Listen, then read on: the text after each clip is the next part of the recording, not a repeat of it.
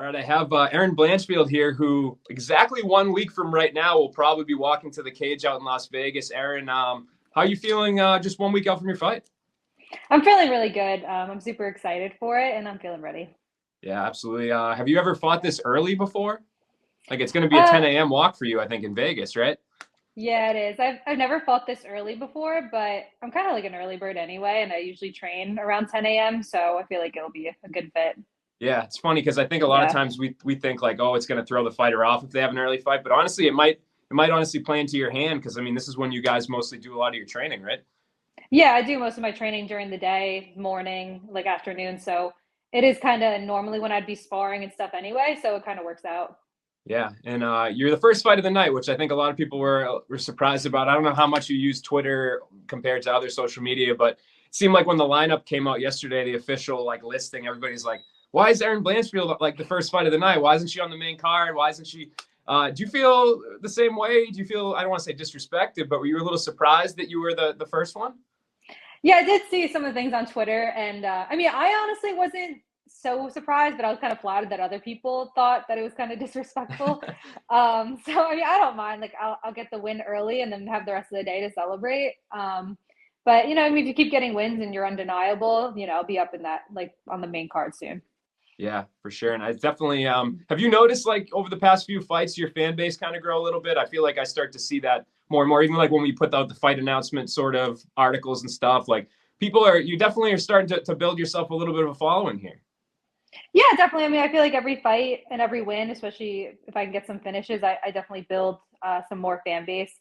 I think because the flyweight division right now, I think is getting a lot more exciting. So I think like anytime people see like a new prospect like coming up and winning fights, to kind of get behind them. So it's definitely been growing, and I'm excited to see that.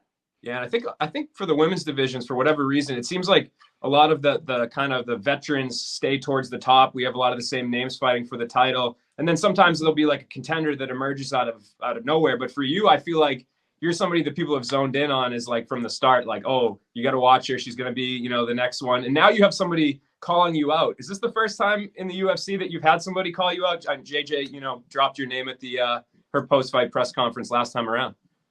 Yeah, this is the first time in the UFC I've been called out. I mean, I've been called out in Invicta, and I've only had two fights in the UFC, so it's kind of quick for a call out, but it's good. I mean, the people are paying attention, and people, want to fight me and they want to see me fight. So I'm excited about it. I love being called out. It kind of keeps your name out there, and you get fights, so it's good. Yeah. And so like from your perspective, is that again kind of a sort of a flattering thing to hear your name be thrown out there? Or do you kind of take it as like I don't want to say again disrespected, but does it make you have a chip on your shoulder a little bit when somebody name drops you? No, I mean, I kind of like it. I mean, I think it's funny because I think they're gonna beat me, but it never really works out for them. So, I I like it, but yeah, it keeps me out there, so I like it. Yeah. And when she said that, I mean, was that like, yeah, sure, like that's a matchup I like as well. Like I'm assuming this is one that everybody's interested in. You like it stylistically. Yeah, no, I mean, I was definitely interested in it. And it's funny because she's like my fourth lefty in a row, so I've been fighting a bunch of lefties, so it's kind of nice to just keep that going too. And just to gain experience, JJ's been in the UFC for a long time, so she's definitely like I think the most experienced person I ever fought. So I'm excited to get in there with someone who's like more of a vet, and get that win over her. Yeah, absolutely. And I guess is there anything Yeah. specific you're trying to, without giving away game plan or whatever, but is there anything specific you're trying to showcase here? I know people have been very impressed with your first two performances, but is there anything you feel like you haven't necessarily been able to show in those ones? I don't think there's anything particular that I haven't shown. I feel like because both those fights went to 3 rounds, you saw my striking, my wrestling, my jiu-jitsu, and I never really have a particular game plan. I know how to fight, and I just go in there and I kind of see what happens, what comes to me, and I just go with it. And yeah, I know how to fight, and I'll get that win. Yeah. And what do you kind of feel like is at stake here? I know he's kind of taking it fight by fight. And you mentioned that now you're fighting your most experienced opponent. So it seems like you continue to take these big jumps. Obviously, Miranda Maverick's a great opponent too. But when it comes to maybe the divisional structure of that, the flyweight division, you keep taking these jumps up. So do you feel like with a win here, you're going to kind of position yourself maybe to start getting those top 10 sort of names? Yeah, definitely. I feel like if I get a win here and I get an impressive win, I should definitely be fighting someone. I don't know about top 10, but definitely in the rankings at least. I haven't fought anybody that's like been in the rankings, but again, this is only my third fight.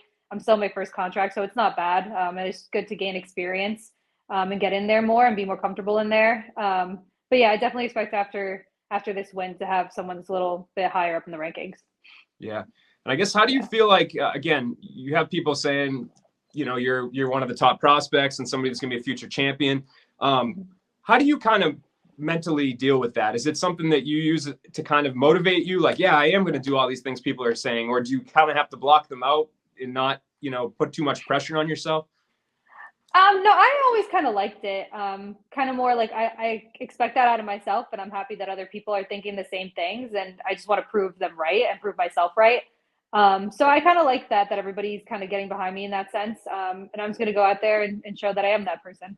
Yeah. And I know Macy Barber kind of maybe made a little bit of a mistake when she started saying, oh, I'm going to be the youngest champion. And I think that, you know, kind of did put a lot of pressure on her. And when her progression started to get a little rocky, I think it, you know, people obviously love to flood to the comments and say negative things about her. But for you, I mean, is there any sort of thing in your brain and your mind, like any sort of timeline or whatever, you see yourself kind of being a contender? Would you say it's like, you know, the next couple of years, you know, 2 years from now, per se, do you think you'd be fighting for that title? I definitely don't think it's unrealistic to think in 2 years I could be fighting for that title. I just personally don't like to put like arbitrary like timelines, you know what I mean? Like as long as I get in there and I'm getting those wins, I know it's going to happen. And you can't really plan everything in life.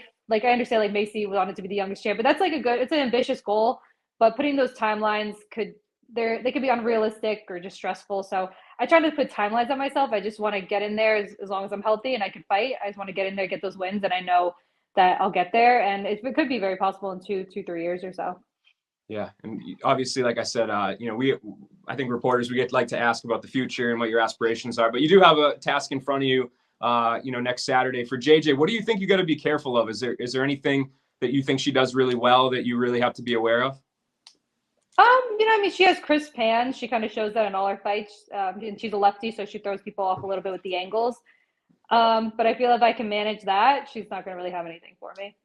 Yeah, so obviously feeling pretty confident. I do want to ask too, I'd be remiss if I asked this. The recent little blip with USADA, is there any, like, I think it's pretty self-explanatory. Their whole thing just seemed like it was kind of a, you know, something that happened and you got a warning and that was it. I guess, is there anything else you want people to know about that? I think everybody kind of took it in stride.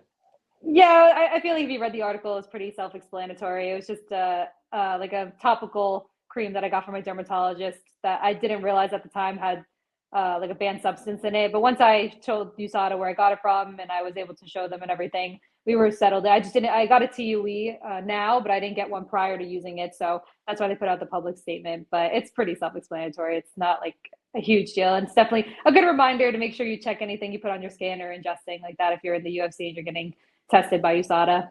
Yeah. And as an athlete, I mean, do you kind of view that whole thing as like a bit of a headache to have to jump through all these hoops and then it's like, oh, well, it's just a warning anyway? Or are you a big fan of like the whole drug testing, all that stuff? Oh, no, I'm definitely a fan of the drug testing. I think it's something that we definitely should have. I mean, I definitely was a little shaken when I first got the call about it because I didn't know when she was using like the medical terms for it. I didn't know exactly what she was talking about. But then when I knew it was for like the acne medication, I was like, oh, okay, I know exactly what she's talking about. So I mean, obviously it was a little bit of a headache for me. But once like I explained everything to them and got them all the information, it wasn't a big deal. But I definitely think that it's good that we have USADA testing for more like serious things like for steroid use and stuff like that. Yeah, for sure. Absolutely. Somebody tunes into your fight next Saturday. I guess, what do you think they're going to see? How does it play out? You know, I mean, you have to tune in, but I definitely see myself getting a good dominant win, controlling the fight wherever it is, standing, wrestling, grappling, and getting my hand raised. Absolutely. And I guess you're trying to stay active this year, regardless of what happens. You think we'll see you a couple times, barring any injuries by the end of the year? Oh, yeah. If I'm not injured or anything, I definitely want to get a few more fights in. Think we'll get to see you in front of a crowd? Is that something that you're going to want to do? I feel like they're sticking you at this Apex all the time. I know. Well, the last one was at the T-Mobile, which was nice, but this one's the Apex. I mean, I know usually every year, like around November or so, they do the Madison Square Garden. I would love that. Yeah. But yeah, hopefully a crowd next time. I love the crowd. Yep. It sounds like they are doing that again in November. So it might be a good turnaround for you there. But Erin, really appreciate the time as always. Best of luck next Saturday. I know we're regardless of where you are in the card or whatever, people are looking forward to it. You got your fan base, so Thank you.